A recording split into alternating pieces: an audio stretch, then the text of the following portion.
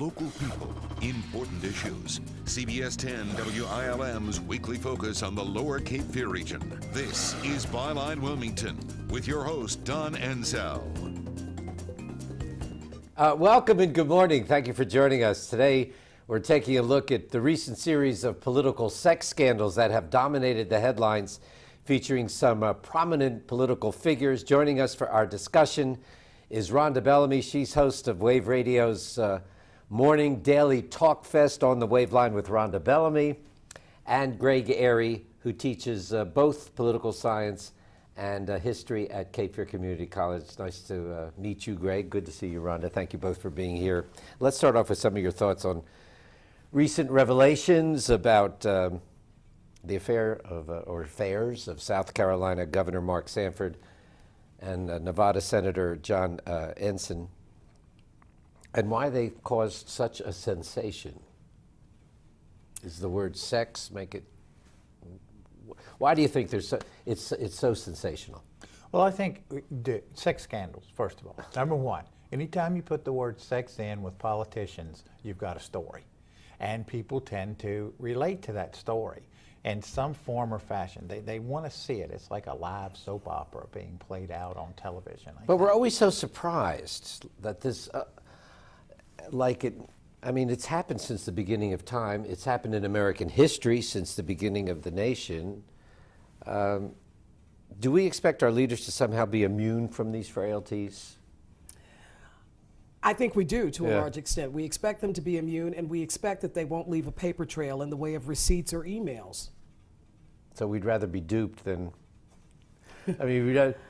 Well, I think that you have two separate cases. In Ensign's case, you have, as information came out, he and his family actually paying off the person he was involved with.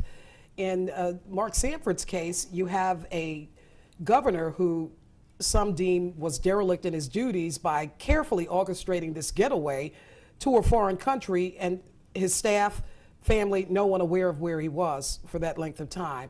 And then on top of that, for sex to be part of the issue was just a bit much for some people. But we say it's a bit much, but certainly there's something about these kinds of stories that the press and the public seem to really relish. Oh, yes. I think so. I think that we are, as a society, we tend to become conditioned to this. We expect politicians to be the successful individuals within society, which they are. But we equate success, remember, with money and power. So what happens is you have a very powerful and wealthy individuals in power. This has happened since the beginning of this country. There's not one political figure who's ever made it into politics, into high up offices of politics, who haven't gone through these transformations. We want these very powerful, outgoing individuals. Our most popular presidents are these larger than life characters that we've created. And these are the these are the individuals that we expect to be our politicians. And then when we find out that they conduct some type of an affair, or it's some type of a scandal, especially a sex scandal, then we question it. But do we need to really question their morality at the beginning of the election process? Which may be where we're talking. And this doesn't come out really until 1974. Before 1974, there were sex scandals, but it wasn't deemed by the media and the people in society as important as it is today. What happened in 74? 74, well, this is post-Watergate. And once post-Watergate came out, it wasn't just sex scandals, it was presidents were becoming corrupt. We were seeing high individuals who had various forms of scandalous activities. And people felt duped, many people, by Vietnam. Many people felt duped by the bombings in Cambodia. Many people felt duped by the Kennedys. All the biographies started coming out about the Kennedy affairs the entire time in the White House. How much did the news know?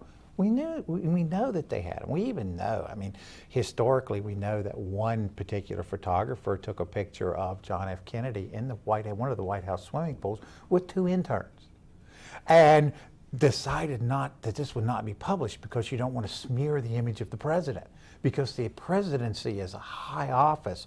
We're in the middle of the Cold War. We don't want things to look bad. By the time we get to Nixon, people are saying, wait a minute, these guys are all corrupted. They're all scandalous. There's nothing good about them. And so a congressman got caught in 1974. His name was Mills. And this is ironic with the Sanford case, because he was with a prostitute and she was referred to as the Argentine stripper. She was from Argentina. He got caught in his car. He was under the influence of alcohol and had her. She was a stripper and a prostitute, and that, of course, helped end his career in 1974. And starting with that case, Congress started keeping a record of sex scandals. And we have sex scandals now from 1974 to the present. And every time something comes up, it's documented, and now it's recorded. Before that, it was just considered it wasn't appropriate material for the public, and it was considered their private life. Now, things would leak out, and people would get very upset historically. Well, is there something in human nature that is fascinated by public humiliation? We kind of like to build people up and then tear them down and then watch them be resurrected. Yes. There is something. I use an analogy in my classes, for example. There's a time that I say, why do you watch, for example, reality TV shows? And they'll say, there's something like an American Idol or some other show where you're voting. And I said, do you really watch to see the good singers? Or are you really hoping there's some real bad ones that you sing better than they do, so you feel good about yourself? My students start analyzing this, and every semester it's the same thing. I want to see them fail, and I want to laugh at the ones who can't sing. It's the #1 response on the surveys. They want these people to fail. People failing makes them feel better about themselves, which I think is really telling us a lot about our own selves. Or where we're headed. What do you think, I Rhonda? think there's a sense of voyeurism, if you will. Yes.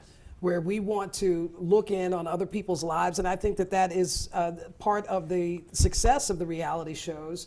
And I think that it is also fueled by the new media, that we have this information instantly accessible. I was able, the morning after this story broke, to read in its entirety the emails that Mark Sanford sent to his lover in Argentina. So I think having that much information in a culture that is accustomed now through the reality series to being able to look at every single thing without any context kind of promulgates what we're talking about. We're going to talk more with our guests, Rhonda Bellamy and Greg Airy, about these political sex scandals. We'll talk about political hypocrisy when we come back. Stay with us.